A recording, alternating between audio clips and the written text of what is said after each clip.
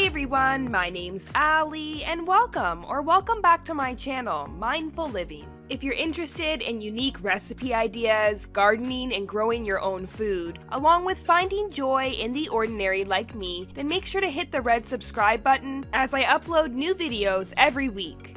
Today on Mindful Living, I'm showing you guys how to grow your own microgreens indoors.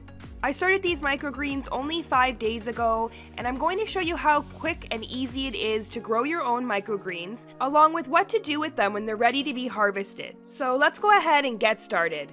Okay, so I'm going to be growing my microgreens in these little tinfoil baking trays. You can use a variety of things to grow yours, including different containers. I've seen people even save their berry containers and things like that, so use whatever you have on hand. And I'm just going to be filling this with a mixture of potting soil and seed starting mix. I've just gone ahead and made little holes in the bottom of my containers here, and that's because I'm going to be watering the plant from the bottom, and I'll explain more about that later in the video. One thing to keep in mind is you don't want to pack your soil too tightly. You want it to be nice and light and fluffy when growing microgreens. When growing microgreens, you want to heavily seed the soil, so there is no spacing here, and you want to put as many seeds as you possibly can.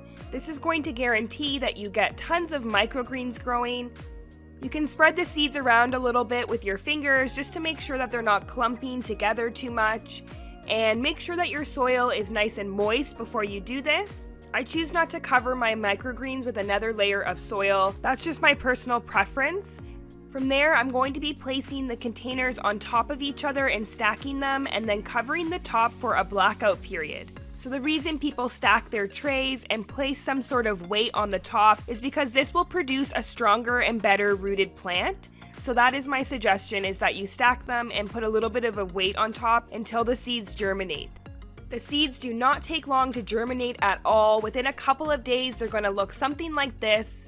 Microgreens grow extremely fast, and most will be ready to harvest in about 5 days.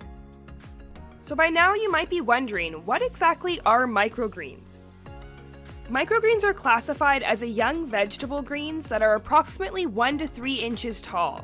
They are known for their really intense flavor and aroma and their high nutrient content. Microgreens are loaded with nutrients like vitamin C, vitamin E, vitamin K, potassium, iron, and zinc, to name a few. Microgreens are also a great source of antioxidants, and their nutrient content is super concentrated compared to fully grown greens. Of course, they are super fast and easy to grow as well, and they are perfect for growing indoors, so really you can grow them all year round.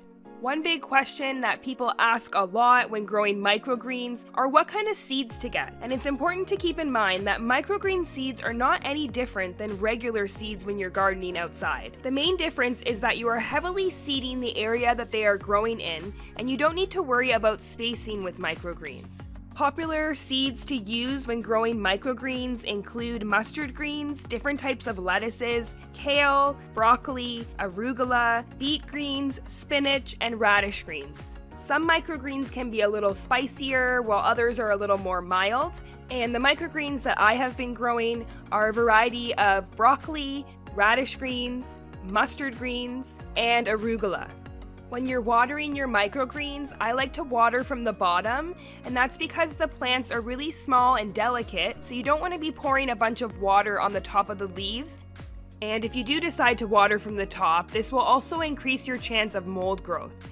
So I like to just water from the bottom, and I let the plants sit in the water. Make sure you don't put too much water, and any excess you can drain off. I make sure to water my microgreens just once a day, but of course make sure to check on them often so they do not dry out.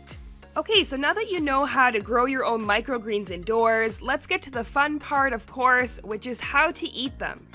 What exactly should you do with microgreens in the kitchen? Well, I'm going to show you guys a few different options that I personally love, but really, microgreens can be topped on almost anything.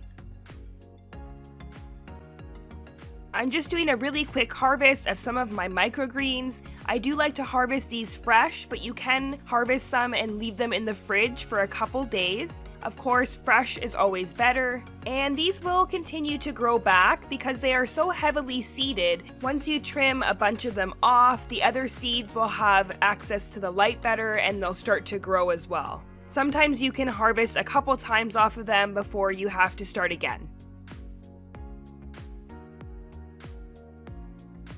One of my favorite ways to enjoy microgreens is on top of my eggs.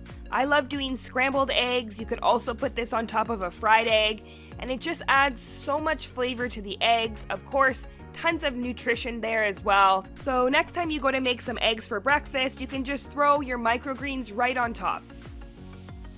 Next up is rice paper rolls, or as I like to call them, my rainbow rolls. If you guys missed this recipe on my channel, I did this a few months back, so make sure to go back and check out the full video if you'd like detailed instructions on how to make this.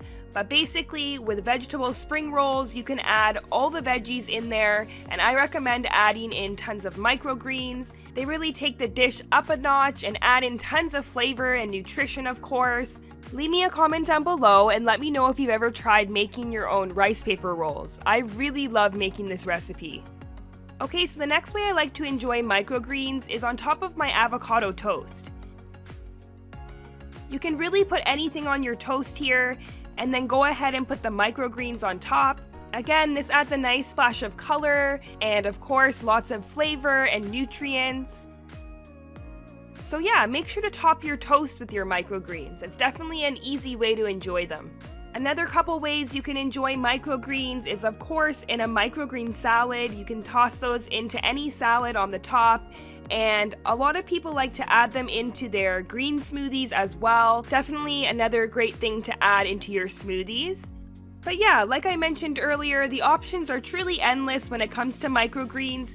You can really top them on anything. They're super healthy and good for you.